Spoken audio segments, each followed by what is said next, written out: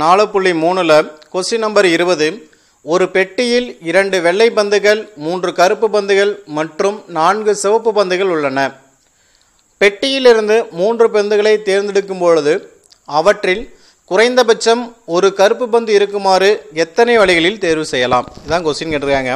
ஒரு பெட்டியில் வந்து 2 வெள்ளை 3 கருப்பு 4 சிவப்பு உள்ளது. அதில் 3 பந்து தேர்வு செய்யணும். அதில் குறைந்தபட்சம் ஒரு கருப்பாச்சும் வரணும். இப்படி கொஸ்டின் கேட்டிருக்காங்க. இப்போ தீர்வு கண்டுபிடிக்கலாம். அப்போ மொத்த பந்துகள் நம்ம பார்த்தோம்னா 2 வெள்ளை 3 கருப்பு 4 சிவப்பு மொத்தம் வந்து 9 பந்துகள் இருக்குது.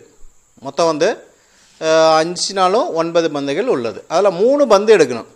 அப்போ 3 பந்துகளில் எடுக்கும்போது குறைந்தபட்சம் ஒரு கருப்பாச்சும் இருக்குண்ணா. அப்போ நம்ம கருப்பு பந்து 3 இருக்குது. அப்போ குறைந்தபட்சம் ஒன்றுனா ஒரு கருப்பு பந்து இருக்கலாம், அப்படி இல்லைன்னா 2 கருப்பு பந்து இருக்கலாம், அப்படி இல்லைன்னா 3 கருப்பு பந்து இருக்கலாம். இதுதான் வாய்ப்புகள்.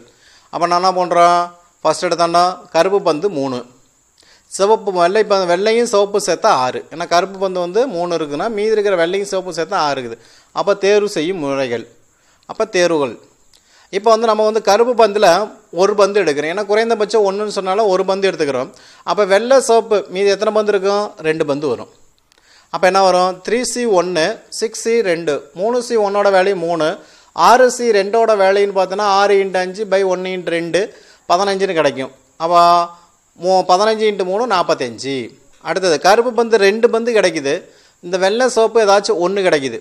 அப்போ 3C2 × 6C1 3C2ங்கிறது 3 × 6 6 3 18. அப்படி 3மே கருப்பு பந்தாவே கிடைச்சிடுது. அப்போ வெள்ளை பந்து சிவப்பு பந்து கிடைக்கக்கூடாது. அப்போ 3C3ஓட வேல்யூ வந்து 1. இப்போ எல்லாத்தையும் கூட்டினேன்னா உனக்கு 64 வழிகளில் வந்து இந்த பந்தை எடுக்கலாம். குறைந்தபட்சம் ஒரு கருப்பு பந்து இருக்கிறதுக்கு கிடைக்கக்கூடிய வாய்ப்புகள் 64 வழிகள்.